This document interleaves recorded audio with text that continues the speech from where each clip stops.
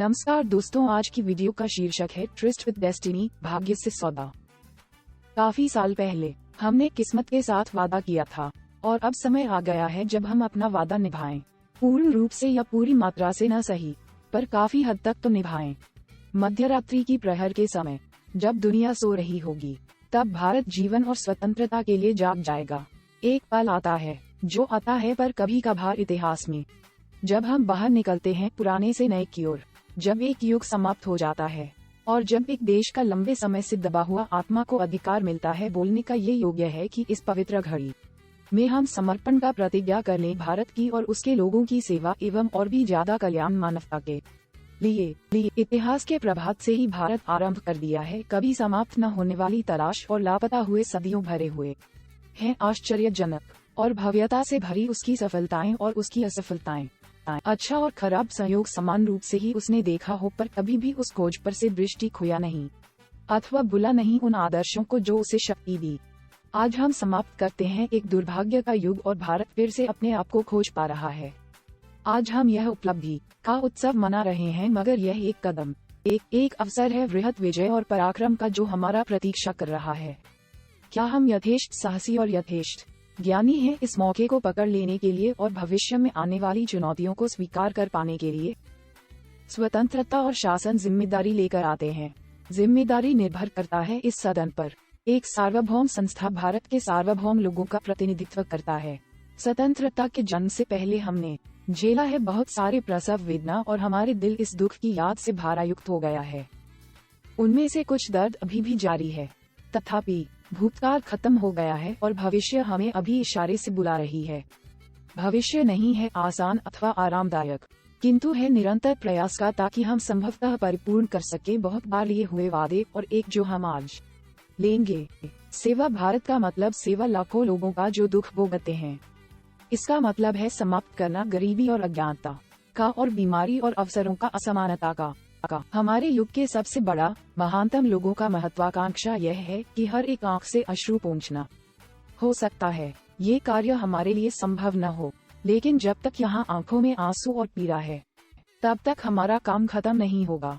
और इसलिए हमें परिश्रम और काम करना होगा, और कठिन काम, ताकि हमारे सपनों को यथार्थ कर सकें। वे सपने भारत के लिए हैं, किंतु वे विश्व के लिए भी, सब राष्ट्रों के लिए, और लोग भी बहुत ही घनिष्ठ रूप से मिलजुल कर जुड़े हुए हैं। आज उनमें से कोई भी कल्पना कर नहीं सकता कि वे अलग अलग रह सकते हैं। शांति को अविभाज्य कहा जाता है। ऐसे ही आजादी है, ऐसे ही अब समृद्धि है, और ऐसा ही विनाश भी है। यह विश्व एक है जिसको अलग अलग टुकड़ों में अब और नहीं बांटा जा सकता है। भारत के लोगों के लिए, जिनके हम प्रतिनिधि हैं, आपसे निवेदन करते हैं इस महान अभियान में हमारे साथ विश्वास और हिम्मत के साथ जोड़ जाने के लिए। ये समय नहीं है संकीर्ण और हानिकारक आलोचना करने का, समय नहीं है द्वेष या दूसरों की निंदा आरोप लगाने का। हमें निर्माण करना है एक आलीशान भवन मुक्त भारत का, जहां उसके सब बच्चे निवास करेंगे। नियुक्त किया गया दिन आ गया है, वो दिन जो किस्मत द्वारा नियुक्त था, और भारत लंबी निद्रा और संघर्ष के बाद आगे के लिए पूर्ण जागृत, जीवंत, मुक्त और स्वतंत्र खड़ा है। कुछ हद तक हमारा भूत अभी भी हमें जकड़े हुए है, और हम प्राय जो प्रतिज्ञा करते आए हैं उसे निभाने के लिए हमें बहुत कुछ करना होगा। अब निर्णायक बिंदु भी इतिहास बन चुका है। हमारे लिए नए सिरे से इतिहास शुरू हो गया है, जिस इतिहास को हम बनाएंगे और जिसके बारे में दूसरे लिखेंगे। ये हम भारतवासियों के लिए, पूरे एशिया के लिए और दुनिया के लिए एक सौभाग्यपूर्ण पल है। एक नए तारे का उदय हुआ है। पूर्व में स्वतंत्रता का तारा एक नई आशा लेकर आया है और एक परिपूर्ण दृष्टि को सफल रूप देगा। ये तारा कभी अस्त नहीं होगा और आशा कभी धुंधली नहीं होगी। हम आनंद लेते हैं उस स्वतंत्रता का, यद्यपि बादल हमें चारों ओर से घेरे हुए हैं और हमारे बहुत सारे लोग दुख से पीड़ित हैं और भारी कठिनाई हमें घेर लिया है। किंतु आजादी लाता है जिम्मेदारियां और बोझ, और हमें इन्हें सामना करना होगा जोश के साथ, स्वतंत्र और जिम्मेदार लोगों जैसा। इस दिन सबसे पहले हमारी चिंता जाती है इस आजादी के शिल्पकार, हमारे देश के राष्ट्रपिता महात्मा गांधी की ओर, जिन्होंने साकार किया है पुराना गौरव भारत का। आजादी के मशाल को ऊंचा रखकर और आलोकित किया अंधेरे को जो हमें घेर के रखा था।